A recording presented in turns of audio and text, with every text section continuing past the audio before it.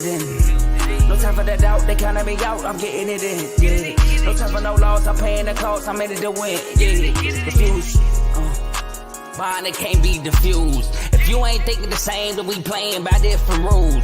You can't see the vision, we living at different views. Until we complete the mission, keep getting up, never snooze. I walk the mile in my shoes, had the mind of a fool, chasing diamonds and jewels. Trust me, I was confused. Started minding my business and used my mind as a tool. Ended up finding my purpose and found the time to get to it. They told me I couldn't do it, they told me I couldn't make it. They sold it, could never break it. That's sadly mistaken. I need a piece of the pie, I want it so bad I can taste it. They told me like Toby, keep on running toes, they gon' take a few to lose. Built the win, applied myself, I felt it in. No time for that out, they kinda me out.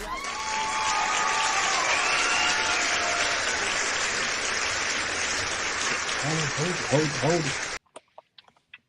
Welcome back to another episode of In the Red Corner, you know, where we talk boxing and only boxing, no expeditions.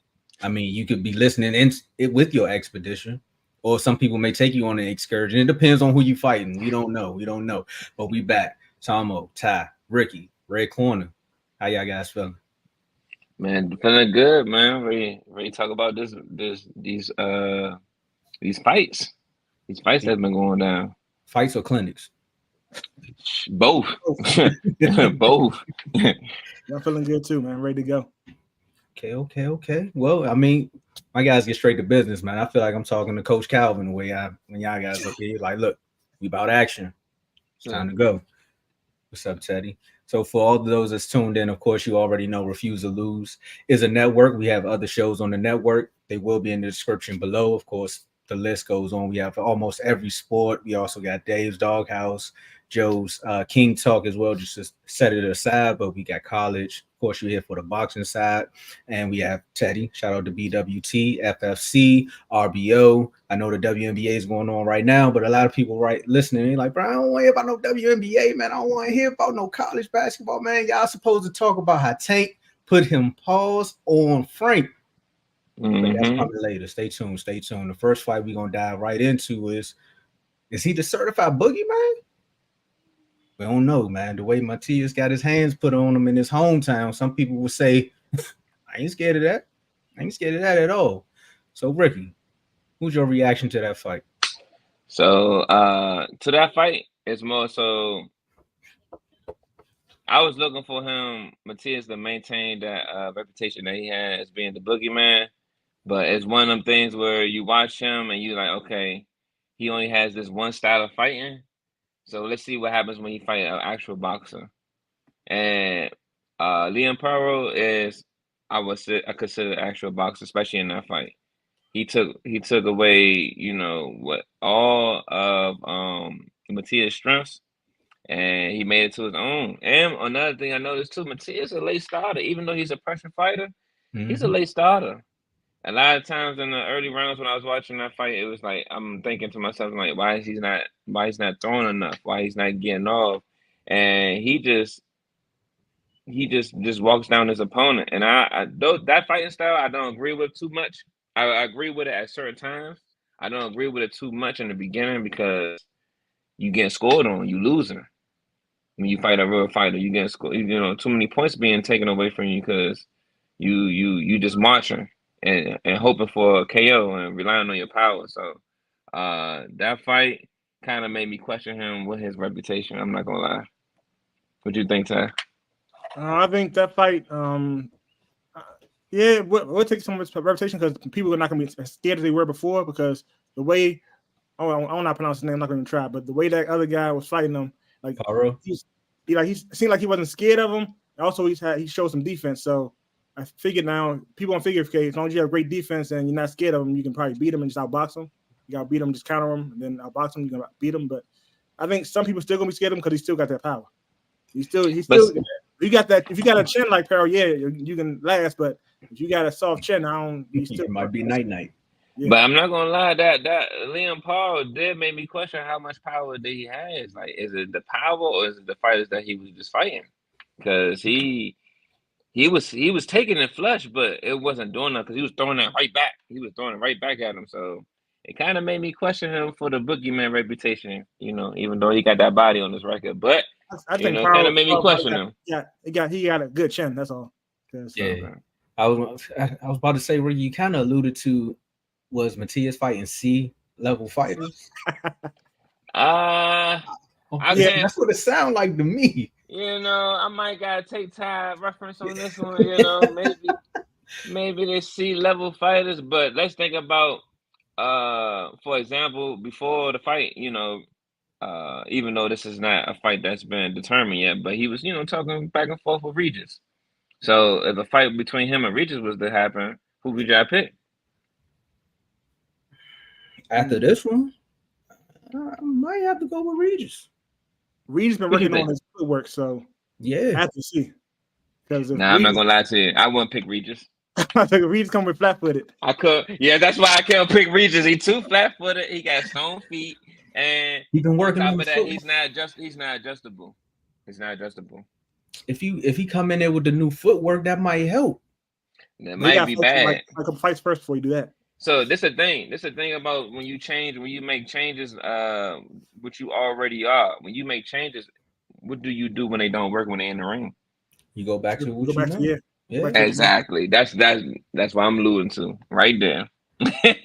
Well, then you just gotta do, what Floyd was doing with the workouts. You gotta just make sure his chin is straight, and then he can fight flat foot as long as he don't go down. Regis got a chin. I'm not gonna. No, he don't. You don't think so? There you go. Not for Matias. I hope you're not rating Matias is harder than Devin. I know you're not saying that because of Devin. Matias is harder than Devin. I think a lot of people think some people hit harder than Devin after what happened in that Garcia fight. No PEDs involved, but like I'm just saying. Devin, I still, how can I say it? For that fight, if they fight Regis fight Matias, I still will go with Matias, only because Regis boxing style. That's the only reason why. But you wouldn't be shocked if he lost. If Matias lost? Yeah. I will be shocked. Oh, really? Yeah, no, I will be shocked because Matias doesn't. His style is basically walk you down and throw. And a lot of times I don't think, power. When you have a walk down, in my opinion, if you have a walk down style, like you walking down your opponent's style, you hope for opportunity. I don't think you should hope for opportunity in the ring. You should make opportunity. So that's just me. Shout out to the Apple products with the thumbs up. I guess they agree with you. But were you shocked by this loss then? No. For Matias. I know it sounds backwards, but I'm not shocked. I'm only not shocked because Liam Paro showed foundational boxing skills. And what can happen when you have this one style of fighting and you don't make it proper adjustments? When you can't, one thing about boxing, I will say, in my opinion, if you don't make proper adjustments or can't make proper adjustments, you lost the fight. Kind of like Spence. Right? I'm just helping the novices out. Hey, yeah. Helping the novices out. For the novice that tune in, they probably like, I see what he's saying, but what he means. So that's the example. Spence didn't. He's known for one style of fighting, being the bully, being a foundational fighter. Mm-hmm. And he found the foundation. I ain't gonna say too much about that, but the man a few times. Whew. But great way to bounce back. Got one more question for you, guys. Is the boogeyman real? Does this one L take away from it? He got a body. I mean, Tap said he got a body, so yeah. No, don't let this loss fool. I'm gonna disagree because he fought a boxer. If you a boxer, he ain't got no bodies. But how many boxers out there in his weight class? Ooh. Yeah, see? There you go. Here you go with that. Here you go. Oh my goodness. Every time I do that, I'm gonna do this. Yeah. So I'm gonna say every time you fight a boxer, no. If it's not, then yeah, I won't say he holds that reputation. But this last fight, especially with all the cockiness and showboating, no, I got to debunk him a little bit. You got to maintain your reputation. Yeah, you got to maintain your reputation. One thing that makes Tank great, he maintains that reputation wherever he go, because wherever. Matias was fighting at home. You can't go down like that at home. That's true. At home. Like the crowd should have gave you the fuel, Ali, Boombaye. Like they supposed to do that for you, and that didn't happen. Both of them was tired, just throwing sluggers at each other, and it was just like, all right, we gonna figure out what happened. The crowd got quiet early. They was like, okay, what you doing, Matias? Like, what's going on?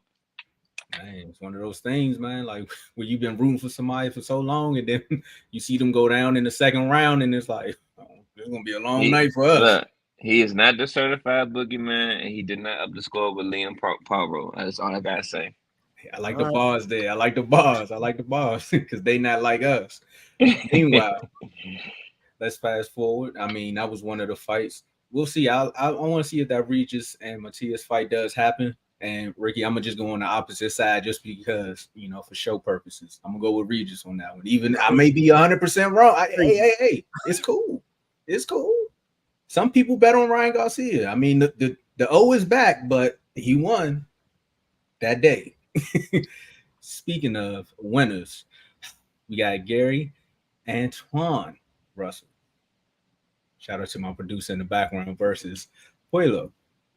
Former world champion Alberto defends this. It was a vacant belt, right? It was a WBC. Yeah, the interim. WBC. This was vacant. No, it wasn't vacant. It was a vacant. This is an interim match. Just an interim. Okay. They say secure the vacant interim WBC. Yeah, interim. Yeah. But it's the interim, so you know who holds the WBC. I'm gonna ask you that one. Do you know? Come on, Ty. Come on, Ty. Ty, you know, Ty. Come on, Ty. AOL? Devin. I'm trying to remember what weight class he in. It's light. Oh, Devin, what? Don't Devin hold the WBC? You better be right. What weight is it? What weight is he in? Super lightweight? Super lightweight. Yeah, Devin holds that. Devin holds that. Ty like a computer. Did y'all just see that? He just looked up and got the answer. He like, he did just calculate that. He was like, yeah. He probably was like, hold on. He was like, okay, all right. IBF was Matias, and then T.O. holds the WBO. So he was like, oh, yeah, I know, yeah. He was calculating that one. Well, I mean, this fight right here was full of counters, comebacks and counters, and a lot of combos. But again, at the end of the night, or what they say, at the end of the day got to end. And Alberto was deemed a victor in this one. So I know a lot of people, people watch undercards. This is one of the undercards I caught the last round of. And I was just like, ooh, and I got a few notes about it. But Ricky, tell me about this fight, man. So, I definitely had to watch this because the Russell family is big in the boxing industry in general. So I had to watch this one. In my opinion, it's not too much I can say, even though the Russell lost. I'm not gonna say that he could have really changed or do. It's just that I feel like the edge was on Alberto Puello's side when the counters in the early rounds was crazy. Like he was countering like crazy. I don't think it was too much to defend against it because it showed how much reach he had more over Gary. And honestly, I wouldn't even change Gary's game plan too much besides defend against the counter in the early rounds. But this fight, I want to say it was a very close fight, and I was leaning more towards Gary's side until I watched the fight again. I just seen them heavy counters and them punches being thrown in between punches by Puello, and I was like, very close. So I can understand why Puello won, but I still think Gary Russell is still, a good contender in that weight class, and this loss doesn't mean anything. Like I think he's still gonna go further beyond this. I don't know about Puello because that's my first time watching Puello, to be honest.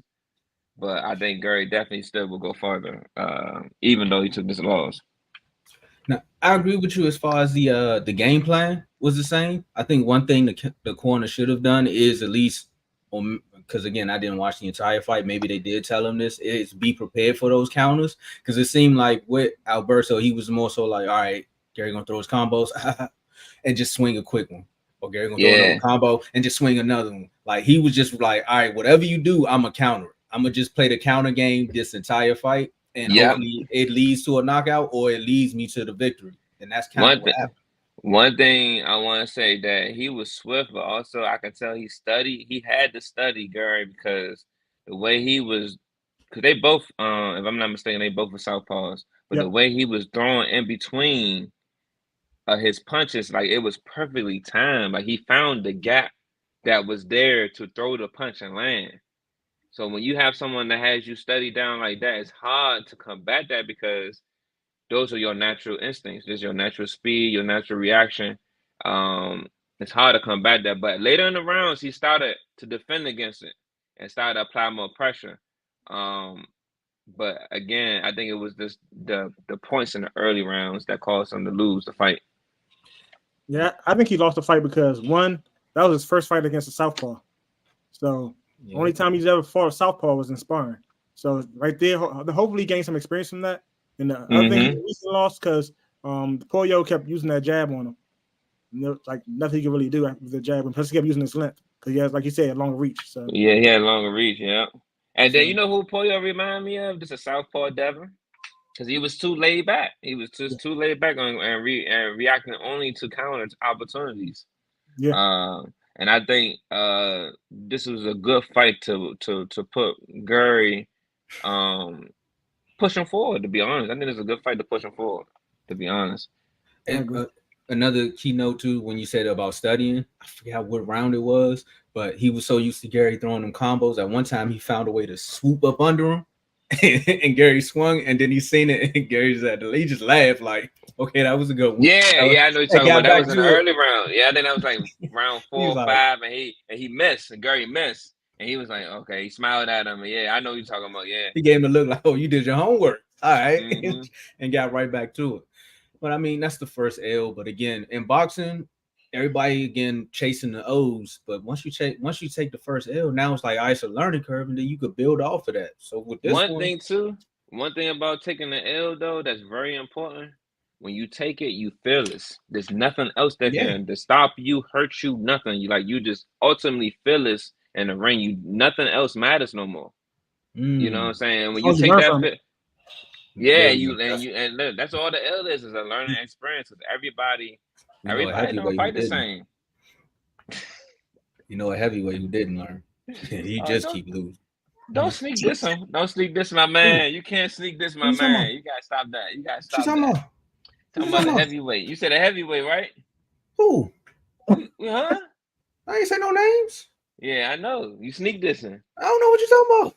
Yeah, I know. Okay. I don't know what you're talking about. I don't know how hog tie people. Why would I hog tie?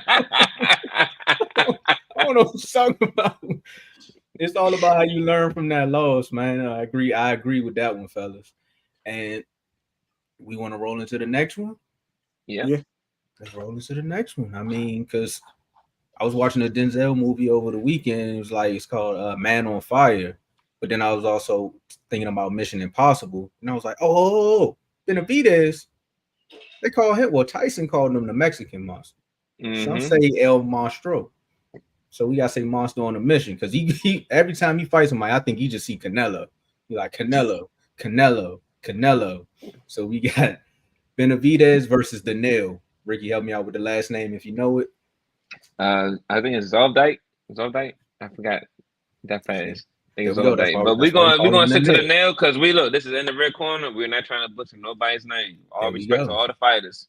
I just want to make sure we all on the same page. That's what makes a good boxing corner. And that's why we in the red corner. But, Benavidez successfully debuted his 175-pound category, securing a unanimous decision.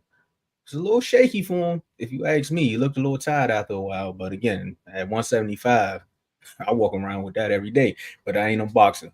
Got the light heavyweight world champion versus a lightweight, former world champion, the Nail and Ricky. So this Tell me fight, about the Mexican Monster, man. Why you thought this was a good fight for him, and why I Canelo think this, still running? Tell me why Canelo running first of all. Now go ahead. beforehand, we gotta come back to Canelo on that one. But right now, currently at 175, his first fight he looked comfortable. I would admit he looked comfortable. I think he was I think he was really being himself. The only thing I would say, he wasn't, in my opinion, I don't know if anybody else agree, he wasn't as aggressive that I thought he would be, and I think it was only because he knew the person. Like he actually knows this person. Like he sparred with this person previously, and he was maybe a little bit cool with him. But I think he could have been a lot more aggressive. I think he could have been a lot more of that monster mentality that we know that he has. But with this fight, for the WBC interim, this was a good look. This is a good look. He looked comfortable. I'm not nervous against him fighting a Bivol if he has to fight a Bivol. Maybe still a little bit nervous if he had to fight a Benavidez, but that's just my opinion. I think he looked good. I think he looked good at this weight class. What do you think, Ty? I think he looked good. That's his first fight at that weight class, so people expect him to just go out there and just knock a guy out. The guy used to be a champion. I don't think that's gonna happen right away. But also, like you said, I think he also had Canelo on his mind for the past couple weeks, or past couple months. So he wasn't really focused on this fight that much. Because then also could be another thing. He could have just played around in that fight because he want Canelo not to be as scared. So Canelo like, I could beat him. Yeah, I could beat him. Maybe he did that. I don't know. But to me, he still won the fight. Yeah, he still won the fight. It wasn't like he got beat or anything. So he still won that fight. People talking bad about him like, is he still the monster? Yeah, he's still the monster.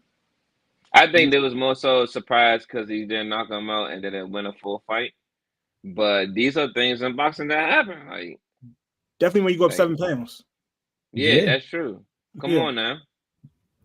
Yeah, now I didn't even think of that aspect, Ty, that he was like, you know what? I want to fight Canelo, so let me act like I'm not good no more. Ooh, go ahead, do your thing. And then Canelo get out there and he like, the monster's back. Just go crazy. But then again, if Canelo was running from you before, this fight not going to change. If you think Canelo was running away from you, I can't say it for sure, but if you think Canelo was running away from you, this fight not going to change nothing. You're going to be like, well, why do I want to fight a guy who put on this type of display? I mean, I didn't like the guy before. Now I'm really not gonna fight him. Only thing I'm gonna do is help him. So nah. I got another thought. What'd you say? I don't believe it's if he is scared of him. That dude said 200 million. When he said that, like, he's scared. Yeah, that's why I'm about to make this comment right now. What if the reason why Canelo is nervous at the 168 is because he had that fight against Bivol, so he already knew what he was walking into. Look, based on how comfortable Benavidez is now, in the same weight class. So he done fought a Bivol, and he was like, look, I can't do that no more. I found my limit. Then Benavidez, he knew Benavidez. He's like, look, no, you need to be light heavyweight. You don't need to be in this weight class. I already know my limits.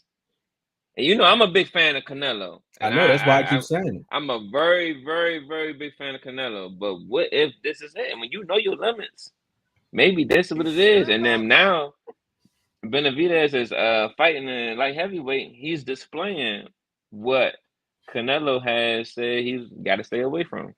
That still sounds like he's scared. Yeah, I mean, scared. I can't say scared. He fought Bivol. I'm not going to say scared. I don't want to say he just don't want to. I think he just don't. I think he want to end the legacy on a positive note. Yeah, I don't blame him. But as a boxing fan, I want to see that fight. I do. If it was me, I wouldn't take it. But I'm not a boxer. Hey Ty, that was manipulation right there. Don't do that to my favorite fighter, Ty. Go ahead, Ty. Hey man, I said it backstage, man. I think me and Ty gonna start to agree a lot about some stuff, man. I'm with him on that one, man. Like, hey, you still sound nervous to me, but I don't have to get in the ring. But if I was the boxer that he was chasing, why not? I got 200 mil for you. Go ahead. Let's make it happen. You know what's crazy? What more do you want from me? All right, one more last thing. We probably gonna just switch the topic after this. But look, So Benavidez fighting Canelo. Canelo, I do not see Canelo being scared because he was not scared to fight Bivol. Another thing you gotta put in aspect is that he also didn't get KO'd by Bivol. He only lost on the card. That says a lot. That's Canelo yelling in the background. Stop. That says a lot. Now Canelo fight Benavidez. Do y'all think it's gonna be a KO? Benavidez, yeah, Benavidez gonna knock him out. I think he gonna come in there with so much. He gonna be ready for that fight. I think he do get him. I think he do put him down. Even waiting years for this fight, years. All right, let me put it like this. Nah, because then I'm gonna be hedging my bet. Because I was gonna say if he don't knock him out, he definitely gonna put him down. Like his back is gonna touch the mat. But I ain't gonna hedge my bet, so I'm gonna go with it. Yeah, he knock him out. Yeah, and that's have yet been seen from Canelo. I don't see a KO. I can see a decision. That's it. That's what we're gonna have to agree to disagree on. That's what the decision gonna be. He gonna decide if he gonna get up on that. Yeah, that's what it's gonna be. He's like, do I need to get up? Get up. That's it. That's it. How you know? My finger was right there. But again, only time will tell. Again, I know we asked the question: should he stay at 175? Yes, quick yes, no. Benavidez? Yeah, he can continue at 175, but this is the thing about being Benavidez. Where he's at, he's in the sweet spot of weight, so he can go right back to be 168 at any given moment. Oh, so you saying I'm in shape? I appreciate that. Yeah, that. He's in shape. Yeah, Benavidez. I want somebody else on me. No, I don't know too much Cracker Barrel for you.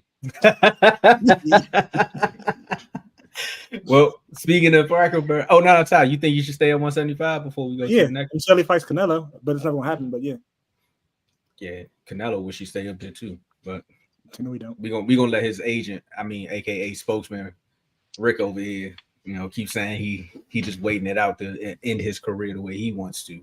Yep. Well, speaking of other people who should have made better career decisions anyway, we gotta talk about the main event. Of course, we all know what happened last Saturday. We all know. We all knew it was gonna happen when they announced the fight. Mm-hmm. But it was good to see the build up. That's one thing this guy can do is sell a fight no matter who his opponent is. Sometimes his opponent helps him sell the fight. Shout out to Ryan Garcia. But on the night of MGM's 100th, because that's a lot of things people are skipping over too. This was the 100th fight anniversary at MGM. 3-division world champion Tank Davis retained his WBA light world title against Frank Martin. Now, for me, most people would say this was what the Super Bowl was supposed to be, where you have the Baltimore Ravens going up against the Detroit Lions, but they only got it in a boxing match. So some way, somehow, both of these cities found a way to get to Vegas this year. Fellas, let's react to this fight. Tank came out with the Ghostbusters. Frank came out with Skiller Baby. It was just a lot going on. Ricky, you've been going first. Take it away. I think we need to go ahead and get Tank evaluated. Do an exorcism on Tank or something because he looked like a freaking psycho. I don't know if no one is watching the fight like I'm watching it, but the amount of pressure and then also let him cook. Eliminating Tank from getting to Frank from getting into the inner center of the ring and is marching down on him. You see the marks, you see the bruises, you see Frank connecting. But just to have the same cardio and the same determination since the first round all the way to the knockout is insane to me. I don't care nobody say whoever his strength and conditioning coach is, they need to get that boy a Grammy, award, whatever they need to give him, because from 1 to 8, he did not look any different. No different at all. No matter the combinations that was done, because Frank game plan, this is one thing I want to say. Frank game plan was a great game plan. I'm not gonna lie, it was a good game plan. He was moving, he was throwing combinations. He had Tank, stay in one spot when he was throwing. It just that it was not enough. It was not enough.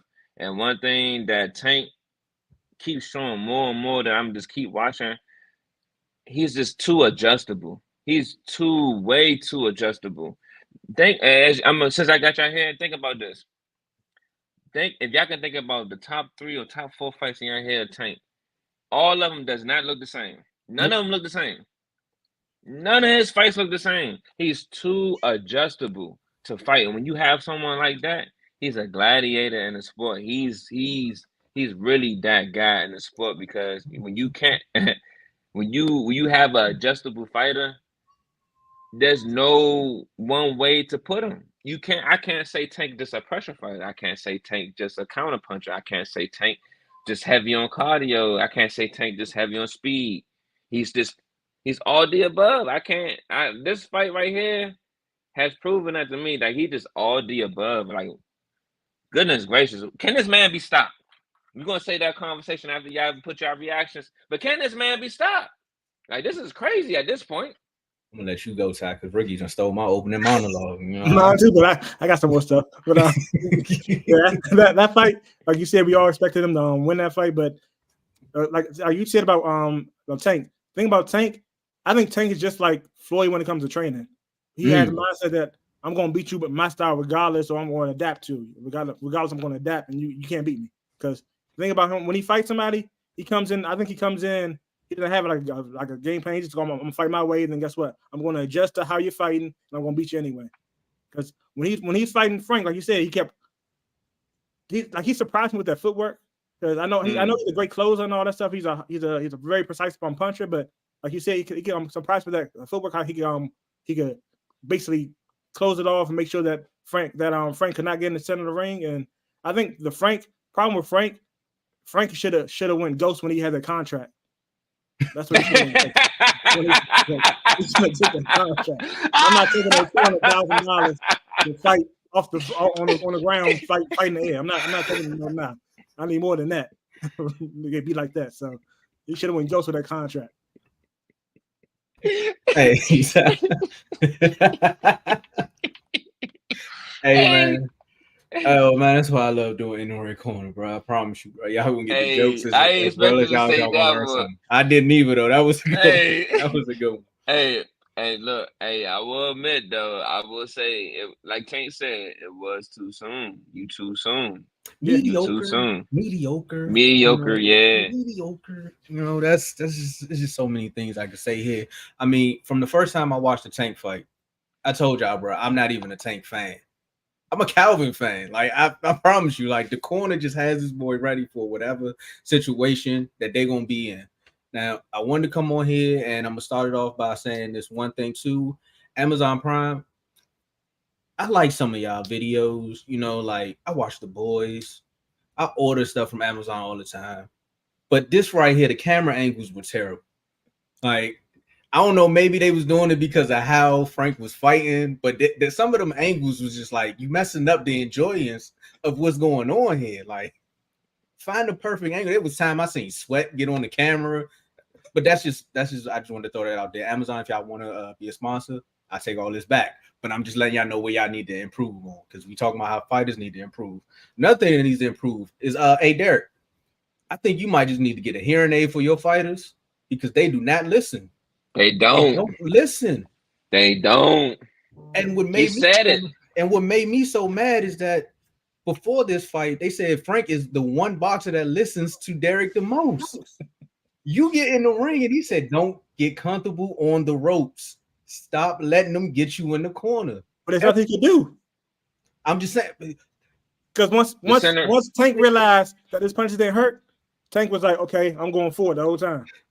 I mean, what swoop? No. Find a way to move, my man. Let me say this though. We're not gonna say that the punches didn't hurt, because Tank did say he respect the power, and then the first was round 2. He said, he said, I gotta take down some of that power. So the respect was there.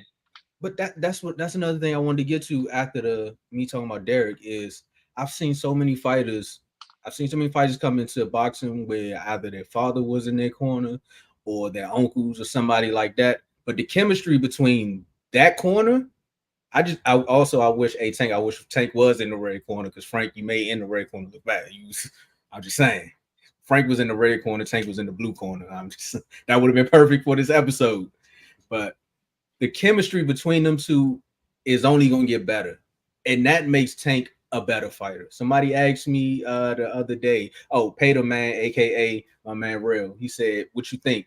I said, "From now on, it's Crawford, then it's Tank, and until one of them lose or somebody show me that they can be beat, that's just my rank for me. I'm sorry, everybody else is good, but those are the two that's just like you have to come into the fight with a game plan. You have to have a plan A, B, C, and D for both of them.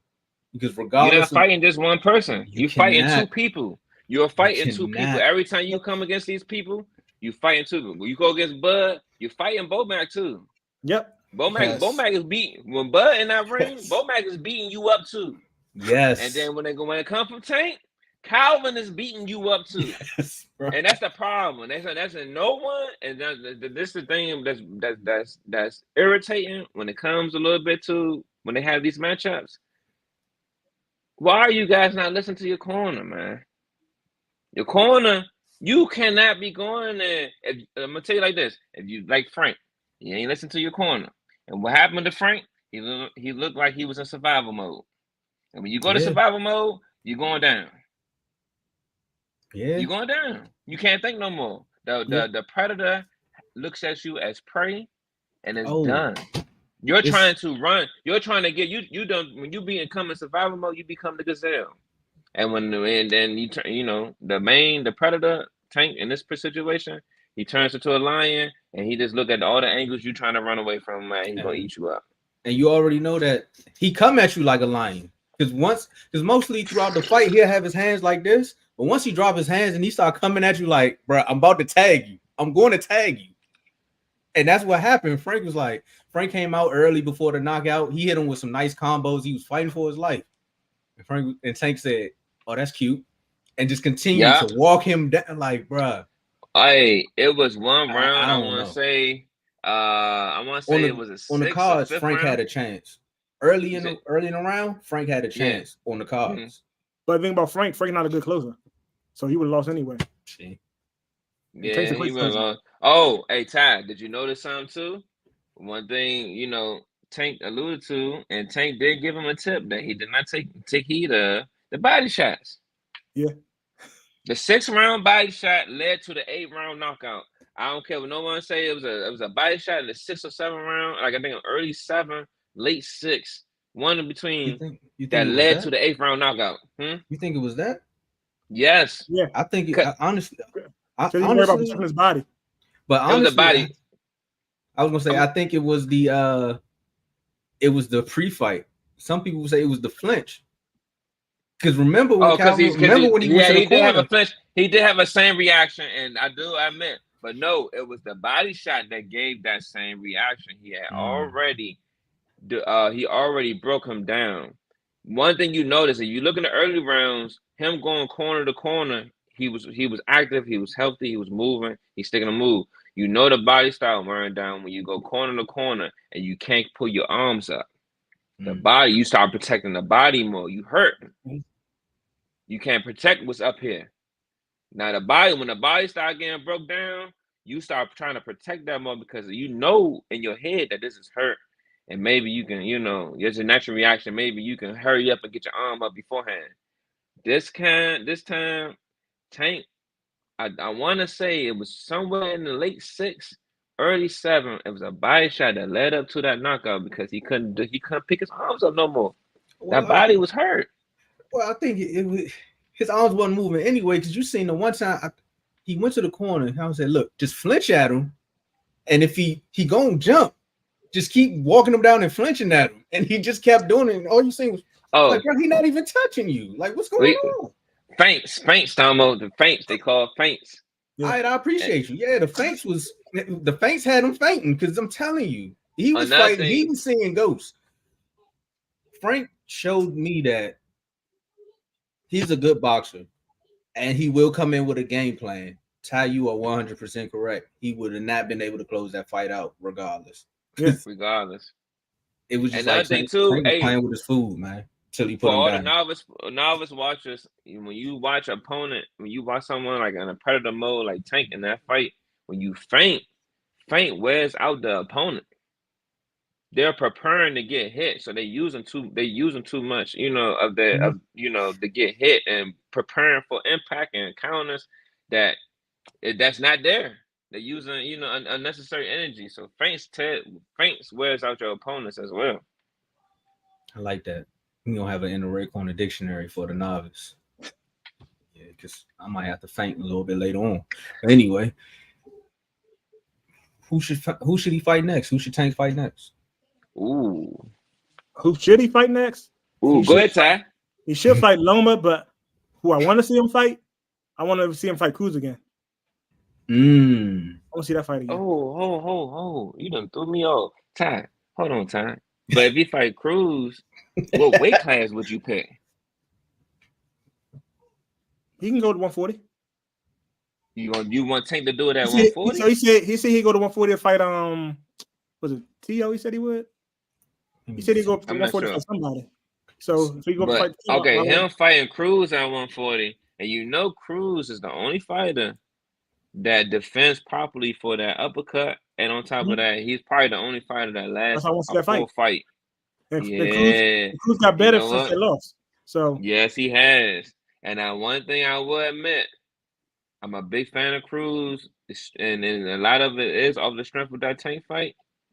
I would love to see that rematch. And as a matter of fact, I've been saying that for a couple of episodes, maybe early episodes when we started. I would love to see that rematch. I definitely would love to see that rematch. I would love to see that rematch. This is an old post, but they said he will move up to fight to 140 to either fight T.O. or Haney. Yeah, and we already know what he's gonna do to Haney. But it's the thing about fighting Cruz. When he match up with Cruz, you have someone that's identical in height, reach, and on top of that, mentality. Yep, we're gonna keep attacking you too. And then on top of that, Cruz don't have a bad corner either. They prepare, they prep. Ain't no way in hell. The first one was a tough one. Yeah, it was. What first one? Oh yeah, that was tough. But also Tank was injured though.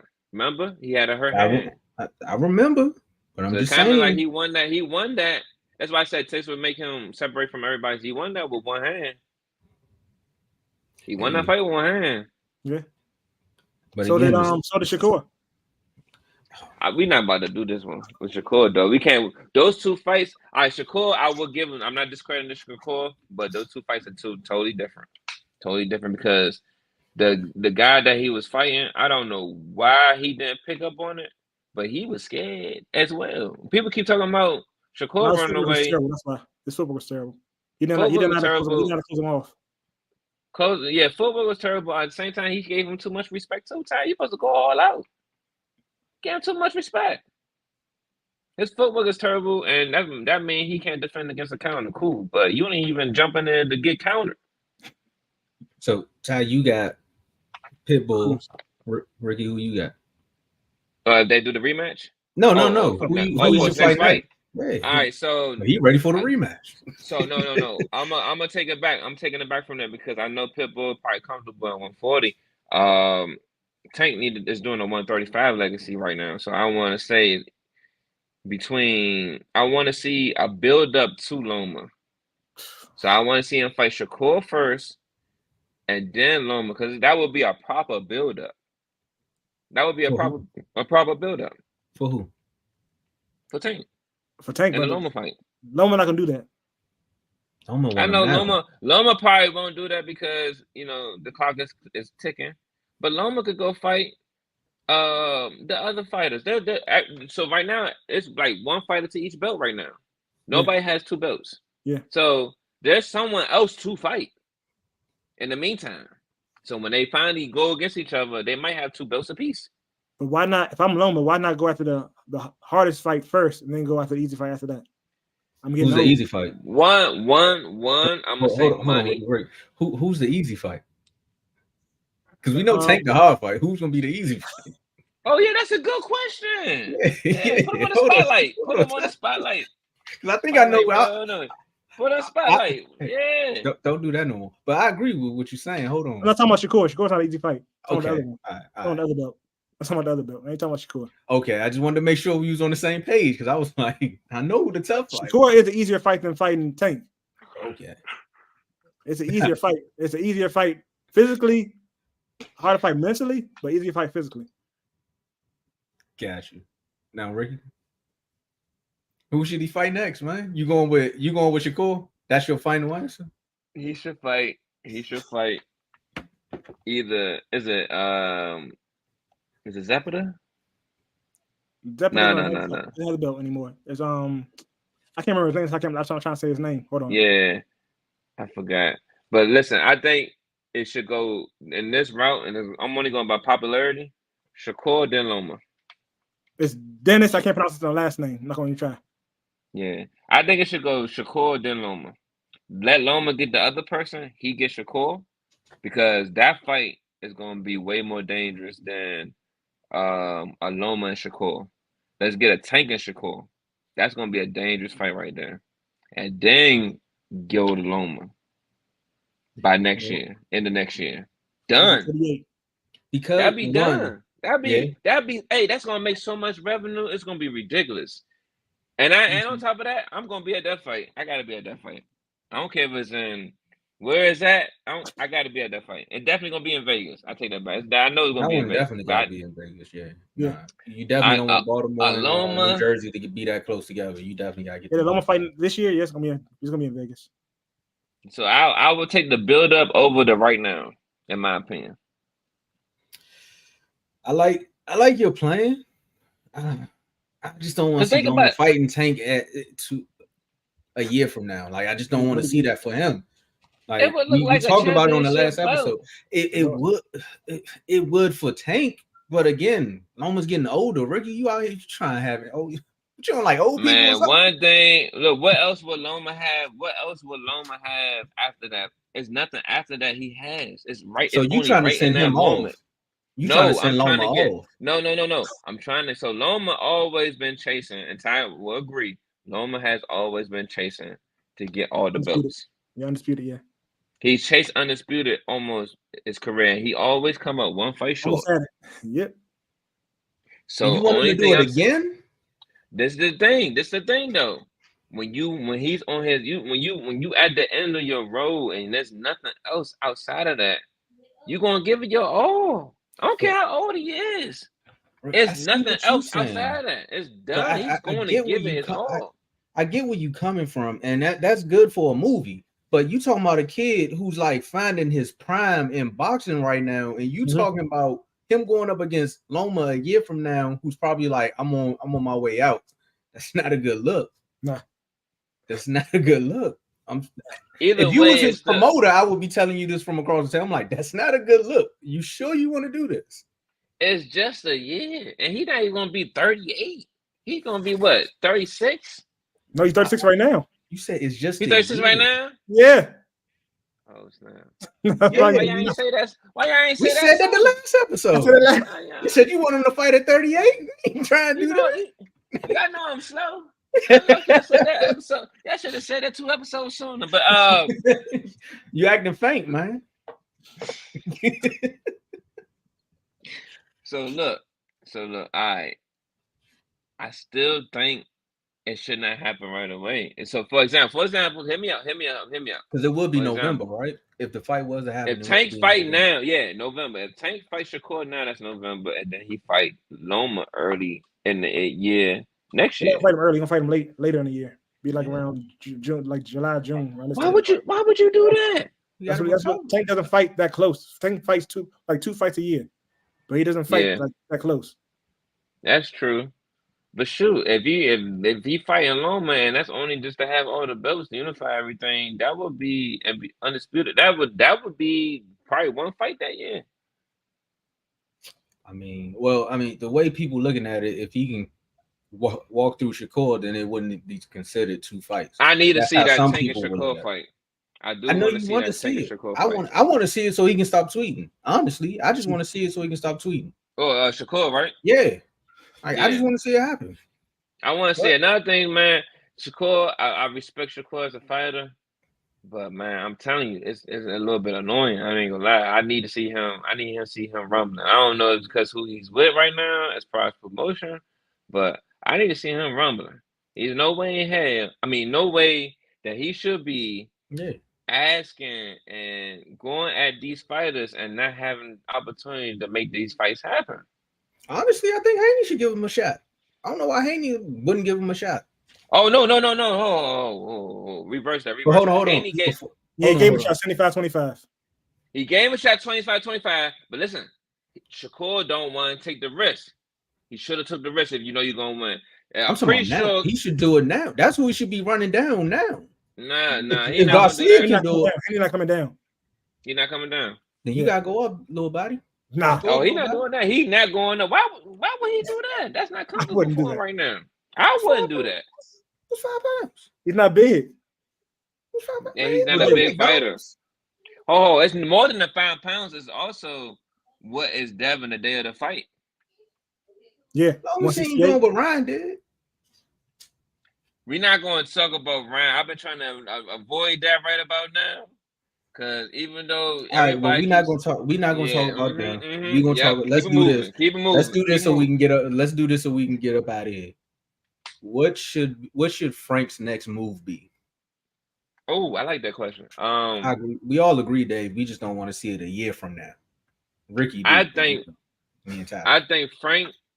I think somebody else, like some of the prospects, some of the people we've been looking at, should go ahead and try to get Frank down. Like Keyshawn?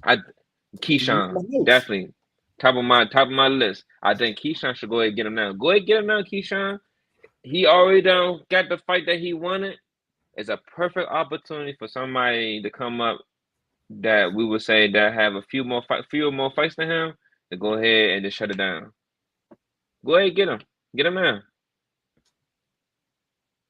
Copy my notes. I said I'm thinking the same thing. He should fight those prospects, upcoming fighters like you said, Keyshawn, Kid Austin, H2O. He should fight. I don't think Kid Austin though, Ty. You're gonna be mad at me though. I don't think Kid Austin though, Ty. I think he should fight. I think you can't fight. You can't fight the top tier fighters. I need to see another fight. I need another fight from Kid Austin. I think he would get over. Right, here we go. Okay, Kid Austin, he's about to have a fight, but then he hurt his ribs, so that fight not happening until later this year. But you talking about Keyshawn? Bring up Keyshawn. You should fight Keyshawn, but I think Keyshawn should have got the fight against Teofimo because Teofimo fighting somebody I never heard of.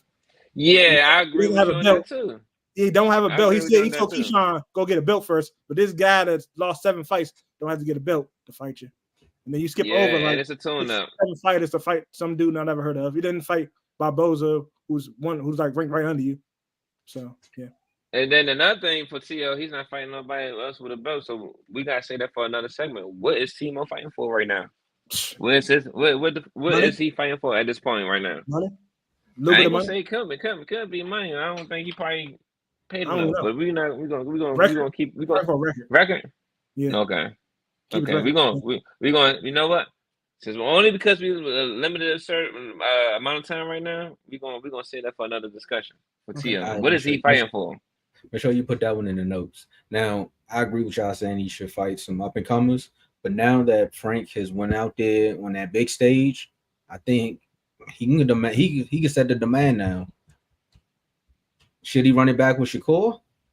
Should he try that? Should he try that again? He declined millions of dollars to fight Shakur to go fight for $200K to fight Tank. How much? $200K. You got $200K to fight Tank. He was about to get like $1 million or something like that to fight Shakur. No. He only got $200K to fight Tank. Yeah.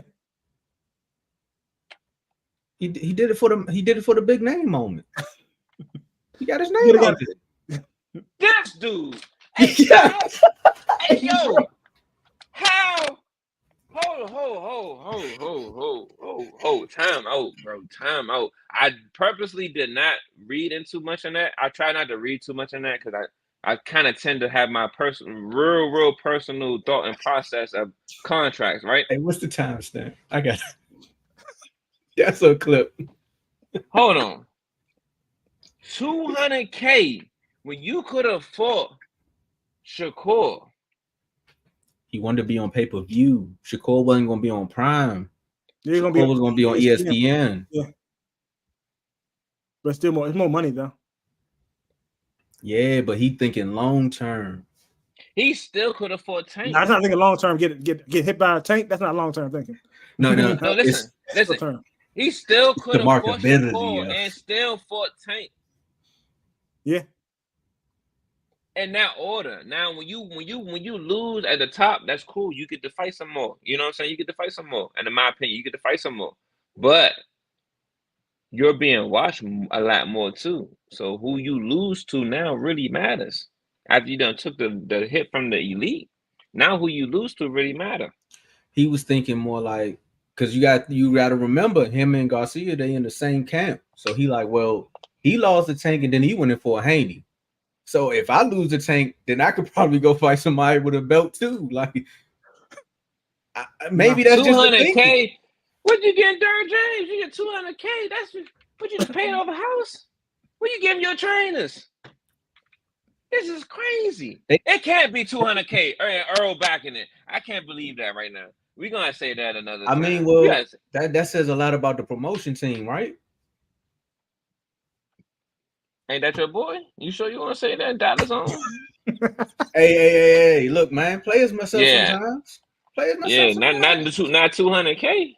He know the business. I'm not saying that was Earl's split. We talking about what Frank got. That's all he got. If that's what Frank got, look, man, there you go. He definitely had to pay off the jewelry because remember, he definitely had. But look, man, he definitely went jewelry shopping. Who that, Dave? He definitely went jewelry shopping. Yeah, Dave, I agree with you, man. He definitely went. He went jewelry shopping. Hey, a matter of fact, he bought one. He bought one link on the Cuban. That's what he did. $200K. One link on the Cuban. Ain't no way. That kind of made me mad too. I'm not gonna lie, man. Matter of fact, man, I said it earlier in the show. He did though. That's how I know he won this. Let's move to the upcoming fights, man. We gotta move to the upcoming fights, man. Yeah, change the topic on him. Oh my goodness. Let's do that, man. Let's get to it. All right, so we got the up and coming fights, and y'all, as y'all know, we always give y'all a quick breakdown of who we're gonna pick with these fights. Oh man, it seems like Ricky still wanting Loma to fight when he's 38. I don't understand it, but on June 29th in Miami, we got Tia Fimo Lopez versus Steve C for the WBO Junior welterweight title. Who we got? Tia. Look. I'll start with that. He said Tia. Ricky upset about my that. My bad. That $200K don't sit right with him, man. Yeah, Tia. It's an easy fight. He's fighting against somebody, like I said, he has 7 losses. So, that $200K don't sit right. Look, my man said back. Remember, that's on June 29th, and that's on ESPN/ESPN Plus if you want to know what to watch the fight. Again, on June 29th on the Zone. That's how they pronounce it, right? Some people say DAZN. Mm-hmm. I don't know why they say it like that. But we got another title fight. We got Juan Francisco Estrada versus Jesse Bam Barriez. Yeah, WBC Junior Batter Man. Wait, you say Ty? Bam. Yeah, Bam. Hey, I gotta talk to the boxing commission. I gotta talk to the boxing commission. What weight class is that? Man, wait, that gotta be 112. I'm going with Bam too, man. I'm going with my guys on that one. I haven't seen these two boxers fight before. Somebody asked me about this fight recently too. I think I know who that is. I'm gonna double back if I do know this person. But on June 28th in DC, we got a title fight. We got Lamont Roach versus McRoy for the WBA Junior lightweight title. Home team, Lamont. Going with Lamont. Gotta go with the home team. Same.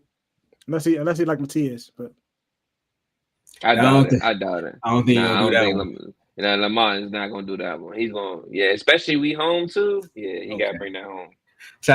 Hey, shout out to Dave. Dave said Frank got 1.25 mil for the fight.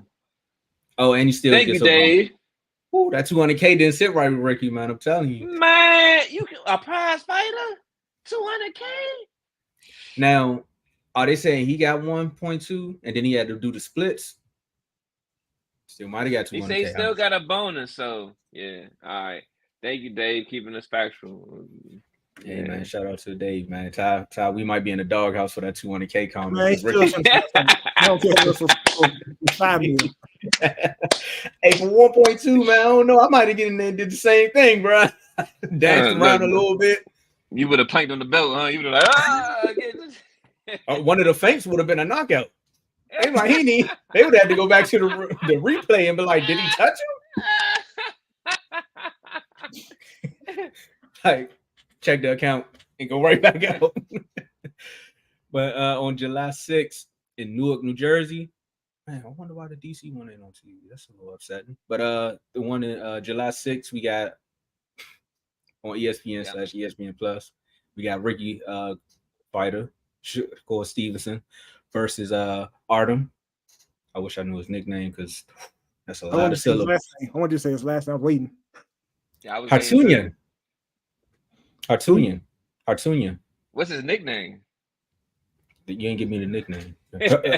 His nickname about to be another Shakur Snooze Fest. That's what it's about to be. For Stevens' WBC lightweight title. He better not play around in this fight. He better not. I'm telling you, every fight I watched Shakur fight, I was like, he's better than his opponent. Either he played around or he just was trying, maybe figuring some stuff out. Like, so stop doing that. When it comes to boxing, it's not his fault. You got to be better. Your opponent got to be better. Yep. Excuse me. Point. Your opponent got to be better. That's you say another snooze fest, right? No. But what I'm saying is from him, what I've seen from Shakur is he knows he's better than that opponent, and he'll just play around in the ring. And it's like, bro, stop doing that. Like, I know you're better than this. No, that's what I'm getting at. It's not him. It's the opponent. So why you can't put him down? Just put him down so we can go back and watch something else. He's not known for knocking people out. He's not known for that. No, he's not known to be he's a boxer. Yeah. Full-fledged. Well, see, now we're gonna get into a whole nother discussion, but we'll talk about that another day because it's like, well, I know you can box. That's where I'm coming from. It's like, stop fighting these fighters is where you gotta play around. It looked like sparring sessions on ESPN. And that's exactly what it is for him. Nah. That's what made me mad because I actually want to see him be better, but it's like you not gonna get better with these fights. We definitely gonna note this. We're gonna note this discussion for the next conversation. At least with Boots, he was fighting C-class fighters. Shakur fighting Z-class fighters. Like, come on. No, you did not say Boots fighting C-class. I'm going off what Ty said. He is. And Ty, that was a fighting word. You gotta stop that. we actually what we do here in the Red Corner is we want the promotion team and the corners to see this and be like, all right, we need better opponents. Like, we gotta stop doing this. Like, you can't demand the big money fights and you keep stepping out here with these type of guys. Like, but the thing is too, in his weight class, who else is he to fight? I mean, he got 200K Frank. He should have just made that happen. You got Keyshawn, you got Floyd. You're not fighting Keyshawn. I'm just saying, I know he's not, but I'm just saying there's people there. You said, who could he like? You could make something happen. No, he's not fighting Keyshawn at all. Yeah, you're right. Keyshawn is there, but that's not going to happen. That's never going to happen. Never. No. Stop. I'm not going to say never because he did fight Hearn. No, they're never going to fight. He said it already. Yeah, he said it. Yeah, they're never going to fight. Yeah, everybody got a number though, Ty. Man, they never going to fight. Nobody gonna pay. I don't think anybody's gonna pay Shakur over $200 million. 200 million. That's Canelo numbers now. That's Canelo numbers. Shakur go from fighting Z-class fighters to 200 million. We need to talk about the inflation that's happening in boxing because they ain't no way. They ain't no 200 million for that one. What's gonna happen, man? But that concludes our episode of In the Red Corner. We're going to get some last words out the way. I'm going to start with you, Ty. Thank you for watching the show. I enjoy it. Like I always say, I always enjoy doing the show with y'all. Make sure y'all subscribe and like the videos and check out for the next episode. Make sure y'all get ready to watch Shakur beat this dude badly. You're not going to knock him out. He's going to outbox him real bad. It's not going to be a snooze fest. I'm calling it a snooze fest, but yeah, make sure you watch that fight. Ricky. Yeah, thank everybody for watching, tuning in. Please comment, please ask questions. Comment, give us, if you want us, comment on the topic that we have, or you think we should talk about something else, please put it in the comments. We talk back. Also wanna just, thank In the Red Corner. And I want to shout out my brother and his gym, Diamond in the Rough. Okay. My brother Mo Payne. Definitely check them out. Stay tuned to them. They doing big and greater things. And this is In the Red Corner. Man, and once you said that, Ricky, I know you said it in the show. You was like, we trying to stay away from the Ryan talk, but yeah, Ryan. Hold on. Talk, that's Ryan what got they said. All right, a brief few minutes. If y'all got it. So listen, Ryan being suspended, in my opinion, is due. It's only respectable for the sport, because I noticed that everybody talk about how Haney didn't defend against that fight, and how the fight was gonna go that way either way. But this is the thing that Ryan put y'all in a position of that y'all didn't think about. We would never know, because he still took Pez to fight Haney. Yeah, we never know all his career. But we got to be fair, okay? He should have just told him that he went to Tijuana and had some bad fish. Somebody else said that. And I'm taking shots. Oh, I'm Dang, not. Ryan took shots too. Oh my goodness. That's all he took. Somebody else did that. Dang, Ty. So we gotta be fair. But hold, no, we not. Well, listen. Let's be fair to Devin though. No, let's be fair to both fighters. He beat Devin in the amateurs. What we hear a rumor of, right? He beat Devin that night. He didn't have the juice for that. He did not have the juice for any other fighter we have ever heard of until now. And on top of that, he had 0.006% or something like that. I don't care the percentage. You come 3 pounds. You come over 3 pounds heavier just to distract somebody. No, smoke and mirror somewhere. Either he trying to distract the weight or he trying to distract the steroids. Which one is it? It don't matter what the distraction was. That's all I'm saying. Look, bad fish from Tijuana. There you go. But look, hey, it don't matter what the distraction was. That boy got beat.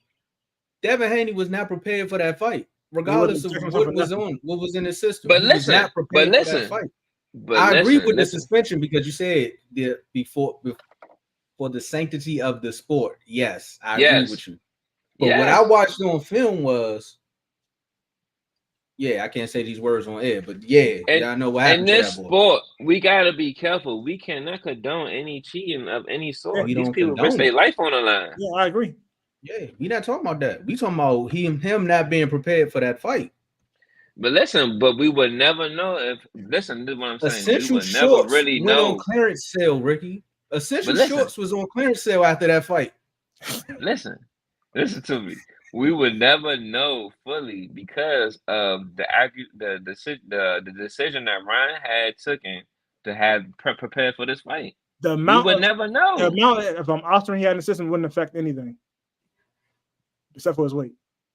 She was trying to lose weight. Are we sure about that? Positive. You sure it wasn't Ozempic? 0.006% or 6 millionth of a percent. It's not going to do anything. We don't know that, Ty. It's not. It's not. Like I said, all you had to say is he had some bad fish from Tijuana. Yeah. Look that up for the people who don't know what's going on.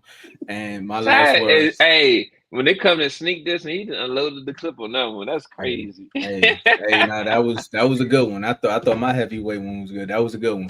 Ricky, you have to come prepared these episodes, man. I know. Y'all getting her too, man. We having a little bit too much fun over here. But my last words is, how long have you been trusting me? Okay, so when I tell you this, man, get close to him. And when I say penitentiary, I mean put the knife in him. And we out, y'all. And we out.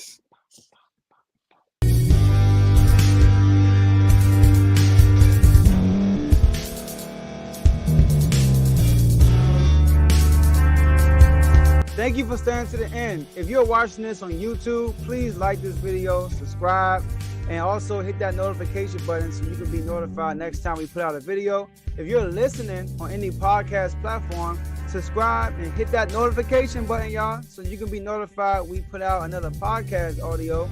And last but not least, hit that share button. No matter what you're listening to or watching it, hit that share button and send it to somebody that you know that would love to watch this episode you just listened to. So once again, thank you for staying to the end, and we'll see y'all at the next episode.